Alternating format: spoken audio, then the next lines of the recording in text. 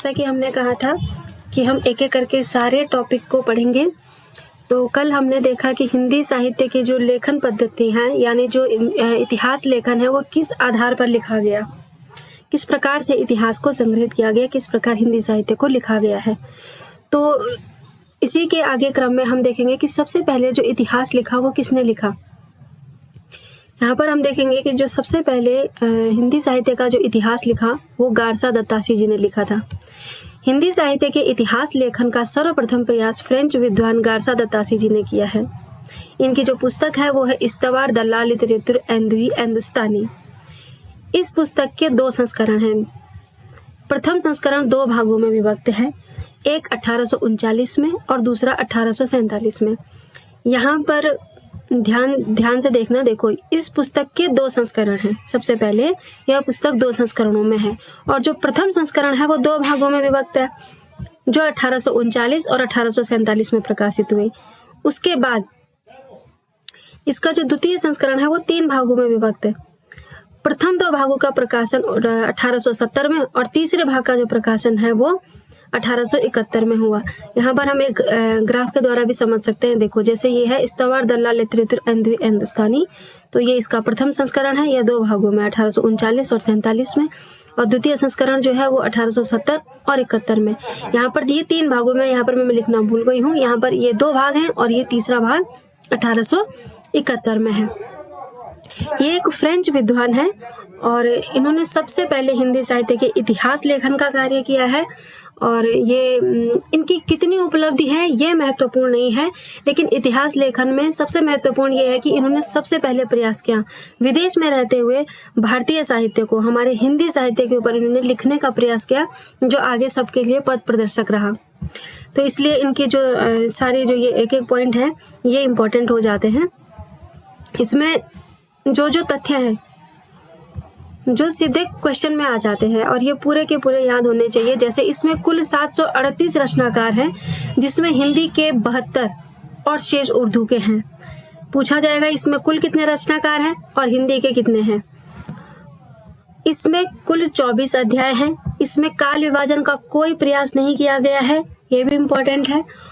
और इसमें हिंदी के प्रथम कवि के बारे में कोई विचार नहीं किया गया है। जैसे कि हमने जब पद्धतियां पढ़ रहे थे वहां पे हमने पढ़ दिया था कि इन्होंने वर्णानुक्रम के आधार पर लिखा है, तो प्रथम कवि नहीं, इन्होंने जैसे जो जिसका नाम अ से आया होगा उसको अ से, जैसे अंगद अ से सबसे पहले होंगे और हेमंत नामक कोई कवि है वो अंत में होंगे, लेकिन ऐसा नहीं कहा कि ये प्रथम है और ये अंतिम है। वर्णानुक्रम के अनुसार जो पहले आए वो पहले और जो लास्ट में आए वो अंतिम। मौलवी करीमुद्दीन ने इसके 2 भागों का क्रमशः तबकात शशवरा और तबकात ई सौराई हिंदी नाम से 1948 में फारसी में अनुवाद किया। ये भी इम्पोर्टेंट है। हिंदी साहित्य का पहला इतिहास लेखक गारसा दत्तासी था, यह निर्विवाद है। ये तथ्य है। ये ऐसा ही पूछा जाएगा कि यह तथ्य किसका है, तो नलिन विलोचन शर्मा जी ने कहा है कि हिंदी साहित्य का पहला इतिहास लेखक गारसा दत्तासी था, यह निर्विवाद है। डॉक्टर लक्ष्मी सागर वार्ष्णेय ने तासी के ग्रंथ का हिंदी में अनुवाद हिंदुई साहित्य का इतिहास नाम से 1953 में प्रकाशन किया। उसके बाद आ जाते हैं ठाकुर शिव सिंह सेंगर।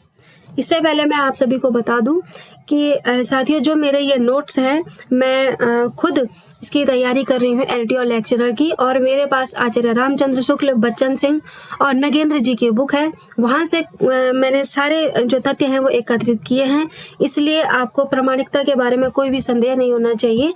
और आप चाहें तो मिला सकते हैं अगर आपके पास बुक है तो।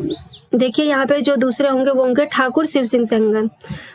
प्रकाशन वर्ष 1883 ईस्वी, और जो उनकी पुस्तक है उसका नाम है शिव सिंह सरोज। नवल किशोर प्रेस लखनऊ से यह प्रकाशित हुई है।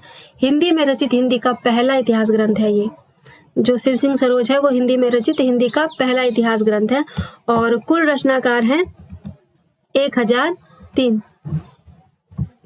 हिंदी के रचनाकार हैं उसमें 769। काल विभाजन का इन्होंने भी कोई प्रयास नहीं किया है।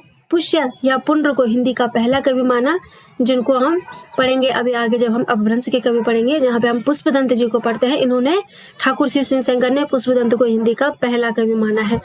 और ये वर्णानुक्रम पद्धति में है। ये भी हमने पढ़ा था कि 2 है, ठाकुर शिव सिंह सेंगर और गरसा दत्ता जी, इन्होंने वर्णानुक्रम पद्धति में लिखा हुआ है।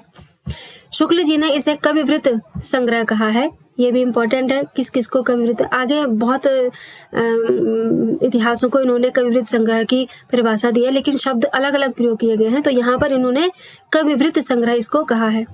अब है जॉर्ज अब्राहम ग्रियर्सन। इनकी जो रचना है वो है the modern vernacular literature of Hindustan. ये 1988 में the royal Asiatic society of Bengal की पत्रिका के विशेषांक के रूप में प्रकाशित हुई थी। एक पत्रिका बंगाल से निकलती थी, the royal Asiatic society of Bengal, इसका एक अंक होता था, उसके रूप में पहले ये प्रकाशित हुई। उसके बाद 1889 में 1889 में ये स्वतंत्र पुस्तक के रूप में प्रकाशित हुई। कालानुक्रम पद्धति के रूप में रचित हिंदी साहित्य का यह पहला इतिहास ग्रंथ है और इसमें कालानुक्रम पद्धति का प्रयोग किया गया है। यह पुस्तक 11 युग या 11 कालखंड, मतलब इसको 11 युग या 11 कालखंड भी कह सकते हैं। तो यह पुस्तक 11 युगों या 11 कालखंडों में विभाजित है और इसमें अध्याय 12 है, 12 अध्याय हैं और युग 11 है, कालखंड 11 है। और इसमें जो कुल रचनाकार हैं वो 952। काल क्रमानुसार हिंदी साहित्य का भाषा की दृष्टि से क्षेत्र निर्धारण करते हुए संस्कृत, प्राकृत, अरबी, फारसी, मिश्रित उर्दू को उससे पृथक किया। कहने का तात्पर्य ये है कि जो ग्रियर्सन जी हैं, इन्होंने जब अपना इतिहास लिखा तो इन्होंने कहा कि यहाँ पर मैं न तो संस्कृत के कवियों का वर्णन कर रहा हूँ न प्राकृत के, जबकि प्राकृत उस समय की बोलचाल की भाषा भी थी और साहित्य की भी थी, कई रचनाएं हुई हैं प्राकृत में भी। और अरबी, फारसी जो विदेशी भाषाएं हैं उनको भी मैं यहाँ पे नहीं लूंगा, न ही उर्दू को, मैं सिर्फ हिंदी के कवियों का ही अपनी पुस्तक में वर्णन कर रहा हूँ, यहाँ पर ये कह रहे हैं। तो हिंदी के कवियों को प्राथमिकता किसने दी सबसे पहले? तो ग्रियर्सन जी ने दी है।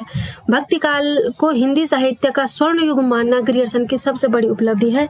ये क्वेश्चन तो न जाने कितनी बार पूछा गया है कि भक्ति काल को स्वर्ण युग किसने कहा है। बाद में हम पढ़ेंगे श्याम सुंदर दास जी ने भी कहा है, लेकिन सर्वप्रथम ग्रियर्सन जी ने कहा है। इसमें सबसे पहले काल विभाजन का प्रयास किया गया है। इस रचना में केवल हिंदी के रचनाकारों को स्थान दिया गया है और शुक्ल जी ने इसे सबसे बड़ा वृत्त संग्रह कहा है। उसको सिर्फ क्या कहा था? कविवृत्त संग्रह कहा था, और ये क्या है? सबसे बड़ा वृत्त संग्रह कहा है इसको। ग्रियर्सन ने हिंदी को अंग्रेजों द्वारा आविष्कृत कहा है, ये कहीं पे कथन था, तो इन्होंने अंग्रेजों द्वारा आविष्कृत कहा है हिंदी को। इसके बाद आते हैं मिश्र बंधु। मिश्र बंधु ने जो इतिहास लिखा वो था मिश्र बंधु विनोद, और इसमें ये 3 भाई हैं, श्याम बिहारी मिश्र, सुखदेव बिहारी मिश्र और गणेश बिहारी मिश्र। इन तीनों के नाम पूछे जाते हैं, जैसे 4 ऑप्शन दे दिए जाएंगे और इनमें से कौन सा मिश्र बंधु में नहीं आता है। तो श्याम बिहारी मिश्र, सुखदेव बिहारी मिश्र और गणेश बिहारी मिश्र, इन सब के नाम याद होने चाहिए। बहुत सारे साथी हमारे पहले से तैयारी कर रहे होंगे, उनको पता होगा, लेकिन जो पहली बार तैयारी कर रहे होंगे उनके लिए छोटी छोटी चीज़ें बतानी भी ज़रूरी हो जाती है। तो आप ऐसे ही नोट्स बनाते रहिएगा, और जहाँ पे जो चीज़ आपको थोड़ी सी भी कमी लगेगी आप मुझे कमेंट करके बता दीजिएगा, या जिस तरीके से आपको पढ़ना होगा मैं आपकी पूरी सहायता करूँगी। आगे देखते हैं। यह इतिहास नागरी प्राचार्य सभा काशी से प्रकाशित हुआ है और यह भी कालानुक्रम पद्धति में रचित है। इसमें कुल रचनाकार 4591 हैं, यानी लगभग 5000 है।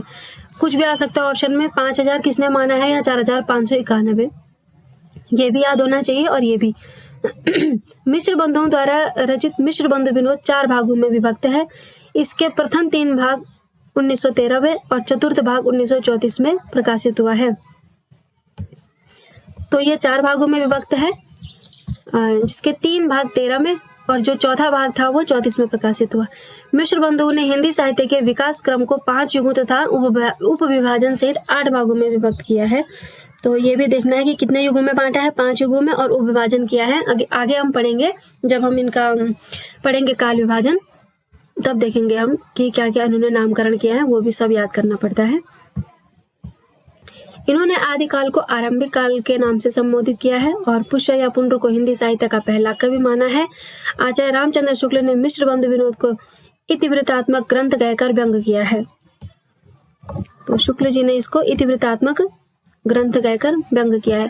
यह इतिहास ग्रंथ आचार्य रामचंद्र शुक्ल के इतिहास ग्रंथ का उपजीव्य या आधार ग्रंथ है। तो शुक्ल जी ने जब अपना इतिहास लिखा है वहाँ पे कहा भी है कि मैंने जो है बहुत सारी सामग्री मिश्र बंधु से ही ली है, क्योंकि इसमें इतने सारे कवि हैं कि शुक्ल जी के बाद या मिश्र बंधु के बाद सभी कवियों के लिए, सभी लेखकों के लिए ये एक सामग्री हुई जिससे कि उन्होंने अपना इतिहास लिखा। इसमें बहुत सामग्री उपलब्ध थी। तो साथियों, आज का हमारा टॉपिक यहीं पे ख़त्म होता है और अब हम आगे शुक्ल जी का, हजारी प्रसाद द्विवेदी जी का और आगे जो इतिहासकारों ने साहित्य लिखा है उसके बारे में पढ़ेंगे। जब हमारा ये टॉपिक क्लियर हो जाएगा उसके बाद हम इसके क्वेश्चन आंसर करेंगे, अन्यथा हम जो व्याकरण होगा, एक टॉपिक हम व्याकरण का करेंगे बीच में पहले। तो अगर आपको मेरा वीडियो पसंद आया तो साथियों ज़रूर आप लाइक कीजिए, कमेंट कीजिए और शेयर कीजिए। धन्यवाद।